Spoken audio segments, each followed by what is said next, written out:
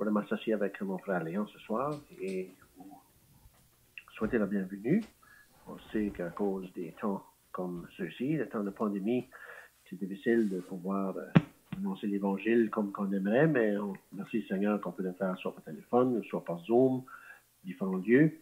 Et on prie ce soir que ça va être une bénédiction pour tous ceux qui écoutent. Et avant de continuer, on voudrait couper nos têtes dans la prière et demander à Dieu la bénédiction sur nous ce soir. On va prier. Notre Père, on prend l'occasion ce soir, te remercions pour tes bienfaits. On veut surtout te remercier pour ton Fils. Car on pense à lui qui, dès la fondation du monde, qu'on pourrait dire, avant même que le monde ait été créé par sa main, c'était dans tes plans qu'il vienne et souffre sur la croix, à souffrir pour les pécheurs tels que nous sommes. On veut te rendre grâce au Dieu qu'à la croix du Calvaire, il a tout accompli. Il ne reste rien aux pécheurs de faire, autre que croire et mettre sa confiance, sa foi dans le Seigneur Jésus pour recevoir le pardon de ses péchés. On veut te rendre grâce ce soir pour cette occasion qu'on a de proclamer l'Évangile une fois de plus. Mais au Dieu, on sait que c'est une fois de moins parce qu'on sait que le Seigneur Jésus a dit, oui, je viens bientôt. Et il va venir chercher ceux qu'il a rachetés par son sang. Et on prie ce soir que tu vas sauver d'autres âmes pour ta gloire seule. Et on te prie ces choses au nom du Seigneur Jésus. Amen. Maintenant, je voudrais faire une lecture, s'il vous plaît, dans l'Évangile de Jean. L'Évangile de Jean, au chapitre 2, à la fin du chapitre, le Seigneur Jésus parle, ou bien il déclare quelque chose, à la fin du chapitre 2, dans l'Évangile de Jean. Jean, chapitre 2, et on va lire au verset 23. Jean, chapitre 2, le verset 23. Pendant que Jésus était à Jérusalem, à la fête de Pâques, plusieurs crurent en son nom, voyant les miracles qu'il faisait. Mais Jésus ne se fiait point à eux, parce qu'il les connaissait tous, et parce qu'il n'avait pas besoin qu'on lui rende témoignage d'aucun homme, car il savait lui-même ce qui était dans l'homme. Et parmi tous ces gens-là que le Seigneur ne se fiait pas à eux, le chapitre 3 commence, mais il y eut un homme d'entre les pharisiens nommé Nicodème, le chef des Juifs, qui vint lui auprès de Jésus de nuit. Il lui dit, Rabbi, nous savons que tu es un docteur venu de Dieu, car personne ne peut faire ces miracles que tu fais si Dieu n'est avec lui. Jésus lui répondit. Maintenant, on sait ce que c'est qui s'est passé avec Nicodème. Pour ceux qui connaissent les Écritures et qui lisent la parole assez souvent, vont voir qu'il y a eu une discussion entre Nicodème et le Seigneur Jésus-Christ.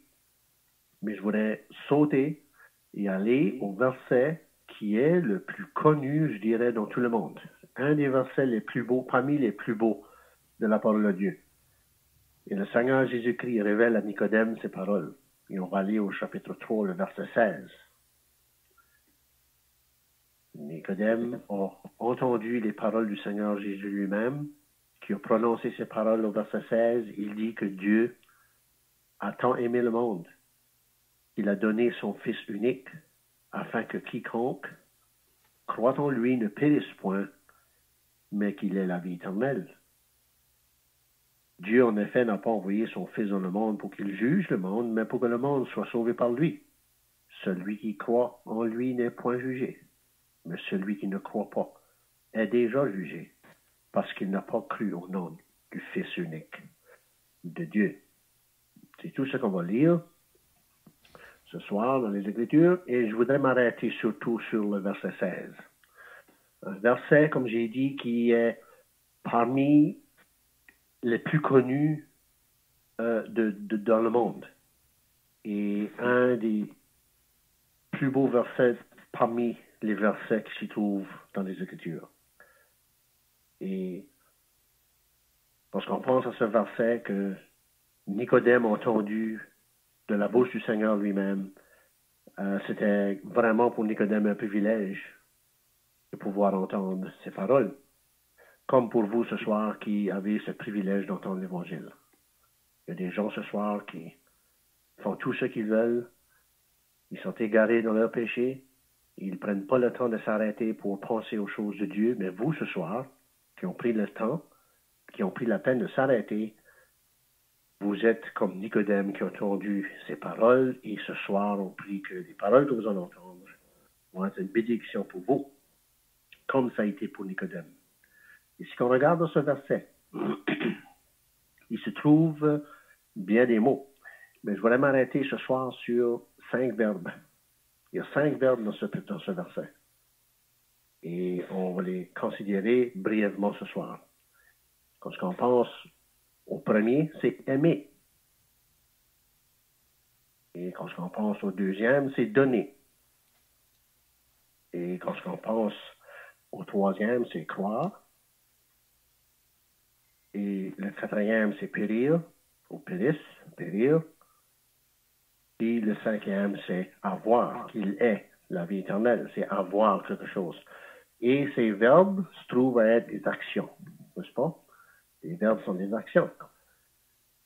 Et je voudrais considérer ce soir brièvement ces verbes ou ces 5 mots-là. On pense à Dieu. Et si on regarde les Écritures, on va trouver dans les Écritures que l'amour, que peu importe l'amour qu'on va donner à quelqu'un, comment est-ce que c'est qu'on peut décrire ou comment est-ce qu'on peut exprimer notre amour envers quelqu'un?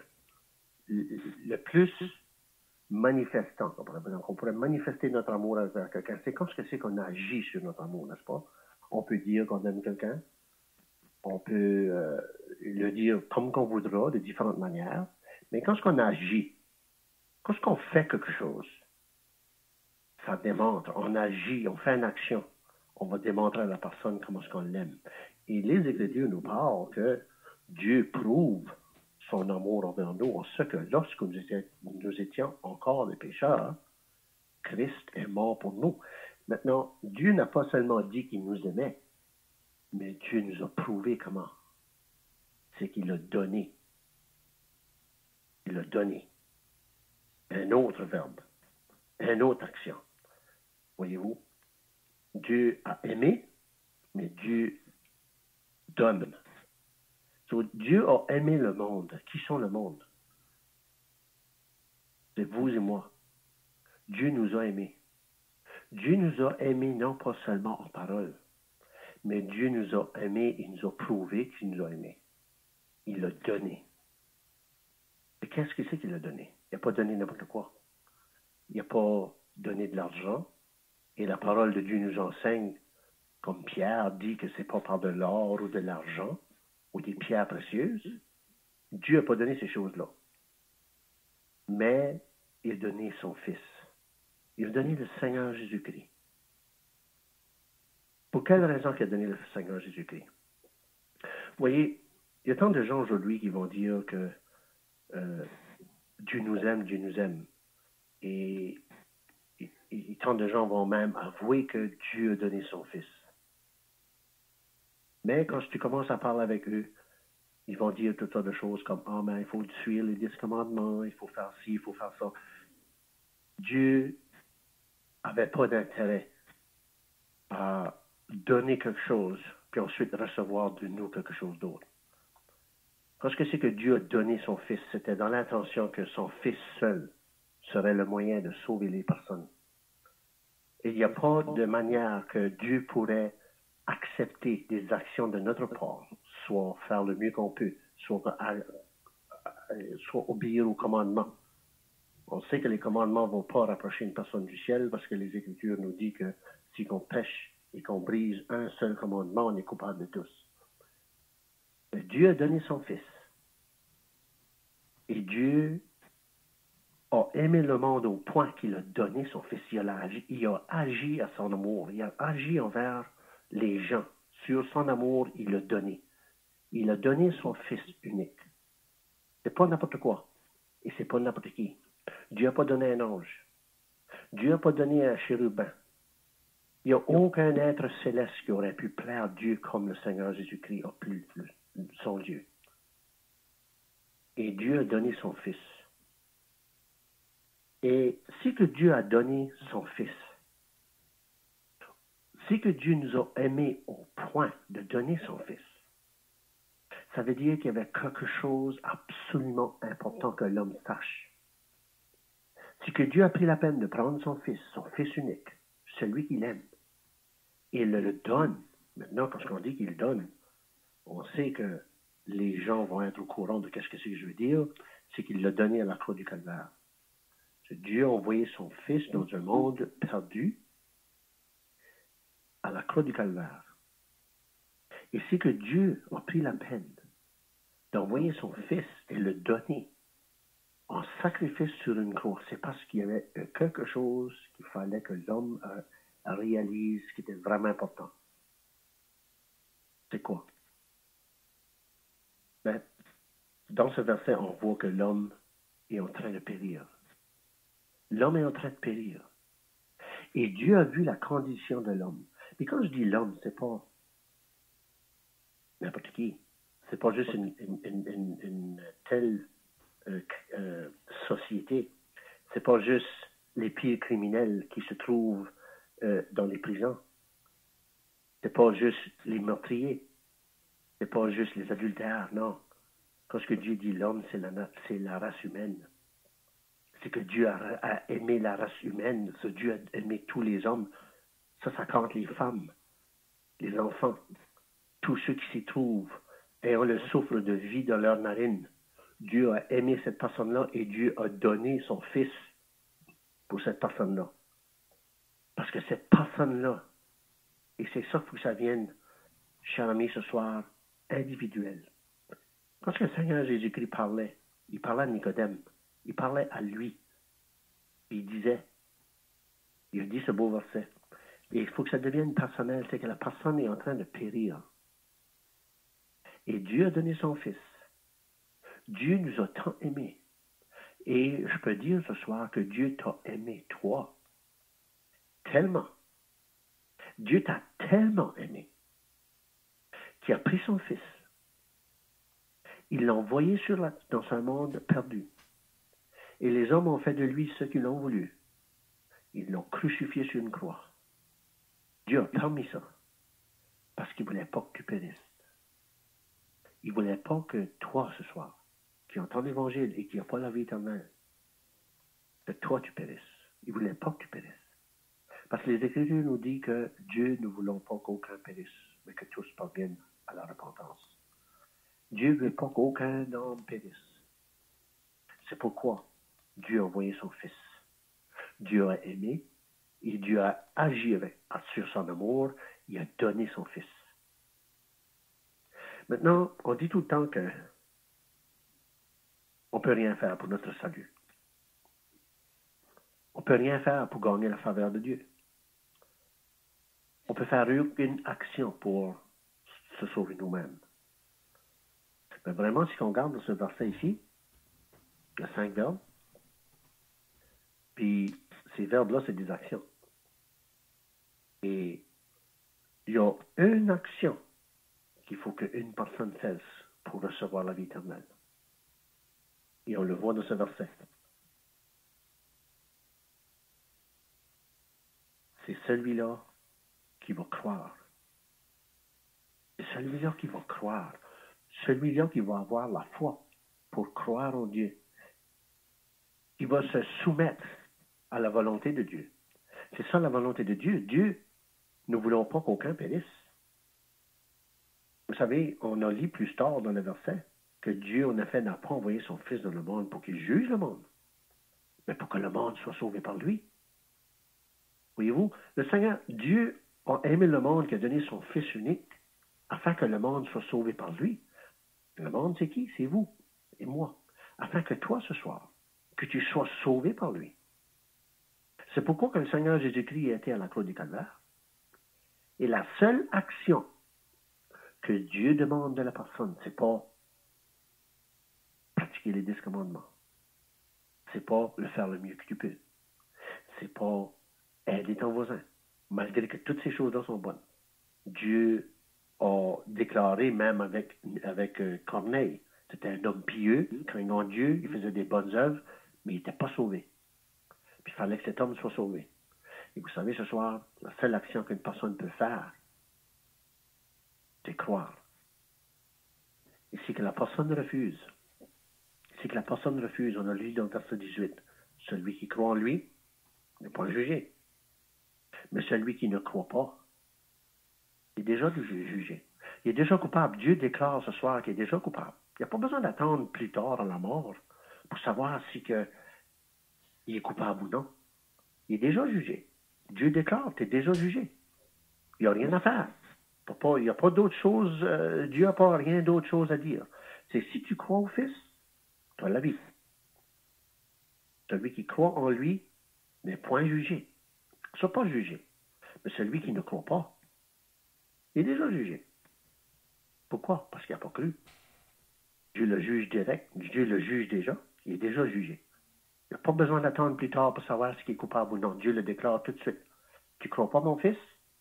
Tu ne crois pas qu'à la croix du Calvaire, c'était assez pour toi? Que le sacrifice que le Seigneur Jésus-Christ a fait pour tes péchés, afin que tu ne périsses point, c'est pas assez? Tu ne crois pas ça? Tu es déjà jugé. Tu es condamné déjà. Tu es déjà condamné. Dieu le déclare dans sa parole. Et la seule chose que le pécheur a besoin de faire, la seule chose que le pécheur a besoin de réaliser dans son âme, c'est qu'il doit croire au message de l'Évangile. Mettre sa confiance. Maintenant, si que je vous dis qu'on va aller voir quelqu'un à l'hôpital, puis cette personne se trouve au 7e ou 8e étage, et on va prendre l'ascenseur, et tu dis, ouais, j'ai confiance dans l'ascenseur qu'elle peut nous transporter jusqu'au 8e étage. Et tu mets un pied dans l'ascenseur et tu gardes l'autre pied sur le plancher. L'ascenseur n'ira pas nulle part. Les portes ne vont même pas se fermer. Mais au moment que tu vas prendre entièrement la personne comme telle et que tu vas la mettre dans l'ascenseur, là, l'ascenseur peut faire son ouvrage. Les portes se ferment et elle te transporte jusqu'à ce que tu veux aller. Mais le salut est pareil. On ne peut pas dire on croit au Seigneur Jésus, puis on essaye un petit peu le mieux qu'on peut sur d'autres choses. Oh oui, j'ai la foi dans le Seigneur Jésus, mais j'essaye le mieux que je peux. J'essaye d'aider mon voisin. Puis tout dans l'intention d'essayer de gagner quelque chose, gagner la faveur de Dieu. Ça ne marche pas. C'est le moment que la personne réalise qu'il est en train de périr. Il est en train de périr. Et que là, il met sa confiance entièrement et uniquement dans la personne du Seigneur Jésus-Christ, que là, à la croix du Calvaire, quand ce que c'est, que le Seigneur Jésus était attaché là sur le bois, les mains clouées, les pieds cloués, après que les hommes ont mis la main sur lui pour le flageller, lui arracher la barbe, cracher au visage. Là, après que tout était terminé de la part des hommes, ils l'ont cloué sur le bois. Et là, jusque l'œil de l'homme ne pouvait pas voir, Dieu, dans le secret, ainsi dire, a frappé son fils, a châtié son fils, à cause de mes péchés, puis à cause de tes péchés. Dieu l'a brisé, et le Seigneur Jésus-Christ a payé notre dette. Et à la fin des heures de ténèbres, le Seigneur Jésus-Christ est sorti vainqueur. Il a épuisé la colère de Dieu. Dieu était entièrement satisfait du sacrifice de son Fils. Et là, le Seigneur Jésus-Christ, malgré les tourments qu'il venait de passer à travers, malgré la pesanteur du jugement de la part de son Dieu, le Seigneur Jésus-Christ dit, tout est accompli. Et qu'est-ce qu'il fait? Il baisse la tête et il remet son âme entre les mains. Entre les mains de celui qui venait de le juger. Il dit, Père, entre tes mains, je remets mon esprit. Cette même main-là qui venait d'être appesantie sur lui à cause de nos péchés et qui l'a châtié, cette même main-là, le Seigneur Jésus-Christ se confie son esprit. Et le Seigneur a donné sa vie. Vous savez, ça serait une insulte à Dieu d'essayer d'ajouter quelque chose. Essayer d'ajouter quelque chose à l'œuvre du Seigneur Jésus-Christ. Ben, Dieu, c'est pas assez. C'est pas assez ce que le Seigneur Jésus a fait. Je dois faire ma part. Je dois essayer de faire des bonnes œuvres. Je dois faire des prières. Je dois faire des pénitences. C'est pas assez ce que le Seigneur Jésus a fait. Jamais. Oh, grand jamais. Le sacrifice du Seigneur Jésus-Christ entièrement Dieu était entièrement satisfait. C'est pourquoi que Dieu a donné son Fils. Puis qu'est-ce que c'est qu'il fait? Il garantit la vie éternelle à ceux qui croient en lui. Et le dernier verbe nous dit qu'il est, n'est-ce pas? Qu'il est. Le verbe avoir, c'est posséder. Posséder quelque chose, c'est quoi? C'est la vie éternelle. Veux-tu la vie éternelle ce soir? Veux-tu posséder la vie éternelle? On peut le savoir aujourd'hui. Le Seigneur Jésus-Christ a dit à ce paralytique, quand ils ont vu la foi de ces hommes-là, quand ils ont descendu cet homme, ils ont défait le toit de la maison, puis ils l'ont descendu au milieu de la foule. Le Seigneur Jésus dit, voyant leur foi, il dit, mon enfant, tes péchés sont pardonnés. Il a pardonné ses péchés. Cet homme a été sauvé. Même avant que le Seigneur Jésus-Christ le guérisse, le fasse marcher. Le Seigneur Jésus-Christ a sauvé son âme. Et cet homme savait que ses péchés étaient pardonnés. Pourquoi? Parce que le Seigneur Jésus-Christ lui avait déclaré. Et comment est-ce que c'est que nous autres, on peut faire pour savoir qu'on a la vie éternelle? Et par les Écritures, Dieu nous déclare. Celui-là qui croit. C'est pas dans le premier épître de Jean, chapitre 13, chapitre 5, verset 13, il dit, je vous ai écrit ces choses, afin que vous sachiez que vous avez la vie éternelle, vous qui croyez au nom du Fils unique de Dieu. On peut savoir qu'on a la vie éternelle. Pourquoi? Parce qu'on a mis notre confiance dans le Seigneur Jésus-Christ. Et Dieu donne la vie éternelle à celui qui est en train de périr. Vous savez, c'est seulement la personne qui réalise qui est en train de périr qui va avoir la vie éternelle. Les autres qui pensent qu'ils sont bien, qui sont corrects devant Dieu, ne peuvent pas avoir la vie éternelle. Parce qu'ils n'ont pas l'intention de se repentir. Mais le moment que la personne réalise qu'il est en train de périr, qui sait qu'il est en train de périr à cause de ses péchés, et qui réalise que là, à la croix du calvaire, Dieu l'avait tant aimé. Il avait donné son Fils unique. Afin que moi, si je crois en lui, je ne périrai pas, mais que Dieu me donne la vie éternelle. Et cette vie est dans son Fils. Celui qui a le Fils, il a la vie, les Écritures disent. Celui qui n'a pas le Fils de Dieu, le Fils, n'a pas la vie. Mais la colère de Dieu demeure sur lui. Ça, tu vois ça à la fin du chapitre 3. Ça, 36. La personne qui ne croit pas Dieu est déjà jugée. Il n'y a rien à faire pour lui. Il n'y a pas besoin d'attendre plus tard pour savoir ce qui est coupable. Dieu le déclare coupable maintenant. Il est déjà jugé. Dieu a déjà passé sa sentence. Et Dieu ne va pas venir sur sa sentence de nouveau pour essayer de reviser le cas comme qu'ils font dans ce monde. C'est des gens qui sont mis en prison. Après ça, ils rouvrent le dossier de nouveau et puis ils réévaluent les choses, les faits, les preuves, les évidences. Peut-être que la personne n'était pas si pire que ça. Non, non. Dieu déclare déjà. La personne est jugée. La personne est déclarée coupable. Dieu l'a jugé, Dieu l'a déjà déclaré. Mais c'est que la personne croit dans son Fils. Mais sa confiance en lui. Accepte son œuvre accepte le Seigneur Jésus comme son seul sauveur. Et rien d'autre. Seulement et uniquement le Seigneur Jésus. Dieu déclare ce soir. Il a la vie éternelle. Il possède le don gratuit de Dieu. Et Dieu a prouvé son amour envers nous. En ce que lorsque nous étions encore des pécheurs, Christ est mort pour nous. Le Seigneur Jésus-Christ est mort pour nous à la croix du calvaire, cher ami. Et Dieu a donné son Fils unique, afin que toi, ce soir, tu ne périsses point. Mais si tu crois en lui, tu ne périras pas. Et tu auras la vie éternelle.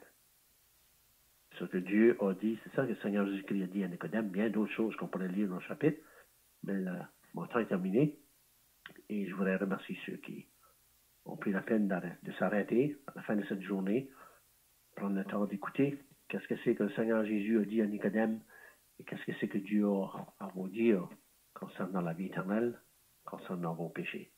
Et on espère non plus que Dieu va vous toucher avec ses paroles, et pas tellement ce que j'ai dit, mais plutôt ce que le Seigneur Jésus-Christ a dit dans les Écritures. Lisez-les pour vous-même, regardez ces chapitres, et vous allez voir la vérité de l'Évangile, la vérité du salut, que Dieu a tant aimé le monde, qui a donné son Fils unique, afin que quiconque, n'importe qui, croit en lui, ne périsse point, mais qu'il possède la vie éternelle. Que Dieu bénisse sa parole. On va prier. Père, on veut s'arrêter ce soir. Te remercie grandement pour tes bienfaits envers nous. Te remercie pour ton Fils, comme le Seigneur Jésus a dit, que Dieu a tant aimé le monde. Dieu nous a tant aimés. Et Père qui a donné son Fils unique. Dieu, tu as prouvé ton amour envers nous en ce que lorsque nous étions encore de pécheurs, la parole nous dit que Christ est mort pour nous. On veut te rendre grâce, on pense à l'apôtre Pierre, à l'apôtre Jean, et même l'apôtre Paul, qui ont réalisé comment ce que c'est que tu les avais aimés. L'apôtre Paul lui-même a dit que le Fils de Dieu m'a aimé et qu'il s'est livré lui-même pour moi. Oh Dieu, on veut te rendre grâce. On te remercie grandement que tu as accepté ton Fils bien-aimé comme le seul sacrifice qui pouvait expier nos péchés. Et tu donnes le pardon à tout pécheur qui se repent de ses péchés. Rien d'autre. Tu n'acceptes rien d'autre et tu ne veux rien d'autre. Père, on veut te remercier que la simple chose qu'on doit faire, c'est mettre notre confiance dans lui, accepter son œuvre pour nous, accepter notre culpabilité devant toi, qu'on est coupable, on est pécheur perdus, et on est en train de périr. Et Père, on te rend grâce que tu as donné ton Fils. Je te remercie grandement, Père, pour ce que tu as fait pour nous. Tu as donné ton bien-aimé. Et le Seigneur Jésus, il a désiré lui-même. Il a dit, voici, ô Dieu, je viens pour faire ta volonté. De sa propre volonté. Personne lui l'a forcé. Le Seigneur Jésus-Christ lui-même a dit, le Père m'aime parce que je donne ma vie. Personne ne me la ôte, mais je la donne moi-même. Le Seigneur Jésus, de sa propre volonté, est venu dans un monde perdu. Il a donné sa vie à la croix et il est mort pour nos péchés. On te rend grâce et on te prie que tous ceux qui ont entendu et qui ne sont pas sauvés vont réaliser qu'ils sont en train de périr et qu'ils vont accepter que le Seigneur Jésus est mort pour leurs péchés et que la simple chose que tu demandes d'un pécheur, c'est qu'il mette sa confiance dans le Seigneur Jésus-Christ. On te rend grâce ce soir, on te prie que tu bénisses l'Évangile en dehors jusqu'à l'Évangile finalement prêché par nous. Frères et nous sœurs, on te prie au nom du Seigneur Jésus.